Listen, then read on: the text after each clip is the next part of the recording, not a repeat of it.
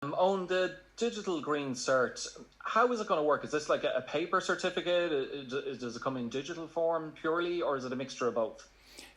Paper won't be part of it, although it is probably legislated for. The way the technology is quite impressive. It started off in October with about 17 different technology firms putting submissions in.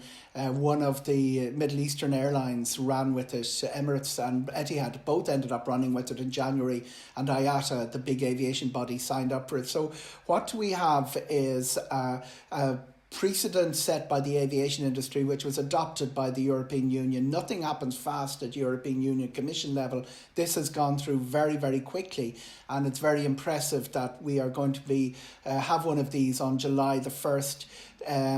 It'll be on your mobile phone. Lots of listeners will know how that works. Your boarding pass, paper boarding passes we used to have in our childhood, are gone. That everything is a code on your phone. When you go to scan in, you're at the gate. It'll look for your boarding pass on the mobile phone. Then you test a little. Press a button on it, and up pops this QR code, which links you into the system and shows that three pieces of information. One, if you've been vaccinated through full course of vaccination. Two, if you've had COVID, which enables you to travel counterintuitively. If you've had it, you're not going to be infected again. And the third one is the PCR test. That's the bit that we could still see a bit of regulation for during the summer. Seamless, paperless. I've used it when I've travelled during the pandemic.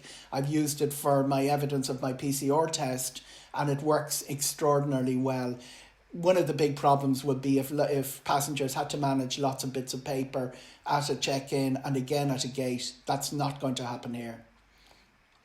Okay, so at least we have evidence that you have used it, and it's pretty hassle-free in terms of it's not hampering your ability to I haven't used the digital green cert because it hasn't been issued in Ireland yet. That's one of the questions we need to find out a little bit more of. When does the government start issuing it? But quite a few countries, 7 countries across Europe, are already using it, and it is working at airports. Would you be recommending people go on holidays, particularly now with the availability of the digital green cert, even if they do have concerns around COVID, is it a case of just like we're talking about domestic tourists doing their homework in terms of where they're going in Ireland to see what's on and whether it's worth going somewhere? Should they be, if they're keen to travel abroad, if they've concerns around COVID, just do your homework on what the figures and numbers and situation is like in whatever country they're interested in going to? There are 2 countries that really matter, Spain and Portugal, and Fergus alluded to the curfew. The curfew is very similar to what would have been the norm in Ireland in the 80s, the 11 o'clock closing. I've been in Spain in the last fortnight. The bars are open, the outdoor serving, dining is almost normal. Now, outdoor dining in Spain means something different from here. In Portugal, everything except the nightclubs are open. So the experience at the other side, they're working hard and they're being careful about it by all the social distancing regulation. All of that is in place. The aviation industry is also kept its shape. There are very good schedules from Ireland, good routes, good choices, good frequencies, and we've some routes that we didn't have in 2019. The real problem is that July 19th is it's the opening date, non-essential travel open again, and we're not sure what extra restrictions might be there. That means no quarantining, that 14-day quarantine, self-quarantine, which you have to do if you've travelled abroad. That ends on July the 19th for certain categories of people. It doesn't end for everyone, and it's likely that the only category are the people who've been through the double vaccination. So while we're opening, we're not exactly altogether opening, but it's a great first step. And if you're booking, keep an eye on getting that money back should things go wrong, because we don't know what lies ahead. And the whole refund situation dominated. I've been on this programme talking about refunds last summer, dominated and the whole holiday scene for the summer. People who paid money looking for the money back. It's going to be clearer this year from the terms and conditions of the airlines. Aer Lingus have a very generous one.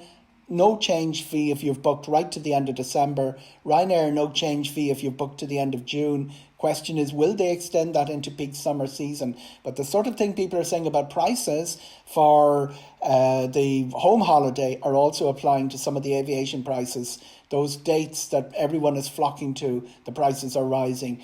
If you're booking, think of the following the money. You don't have to follow the money now, but think of what the scene will be when you do. Look at those terms and conditions. Have a very clear. Just look out for that phrase. No change fee and also refunds, and make sure that when your money goes in, that if things go into the system, that if things start going wrong, there's a way of getting it back. That's where a lot of people got caught last year. And we will be talking about refunds in relation to foreign travel a little later on the show. Owen, you were talking about quarantine in there, I suppose in relation to EU countries. A lot of our listeners getting in touch asking what the situation is with quarantine and if they're returning from the UK. At the moment, if you return from the UK, you have to quarantine.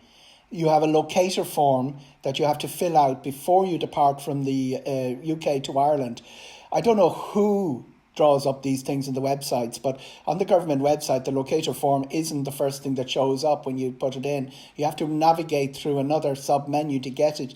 That's a huge problem if English isn't your first language. So arriving back into Ireland, you have to quarantine. Going to the UK, you don't have to quarantine. Until July the 19th and possibly beyond if you're not vaccinated, you also need a PCR test before you fly from the UK to Ireland. You don't need it flying from Ireland to the UK, but you need it before you come back. There are lots of people online who do those sort of thing, and the Boots, don't want to end up endorsing anyone on this programme, but to give an example, Boots chemists have a system where they're pretty ubiquitous and you can get a PCR test. Don't use the NHS test. People have ended up in mandatory hotel quarantine off flights arriving in Ireland because they've had an NHS test. They think it's okay. It's not. It's not recognised by Ireland. Has to be PCR test 72 hours in advance. Just to repeat, flying to UK, you don't need a locator form or a PCR test. Coming back in, you need a PCR test, a locator form, and you need to self-isolate for 14 days. Everything might change in July the 19th, but remember, it mightn't change for everyone. It's probably changed for people who have been through the full course of vaccination, not the first AstraZeneca, both of them. It sounds a bit more complicated than it is, but just remember, you don't need a PCR test going to England. You do need one coming back. And great to have you on this morning. Always a pleasure. Thank you. Corry, editor of Air and Travel Magazine.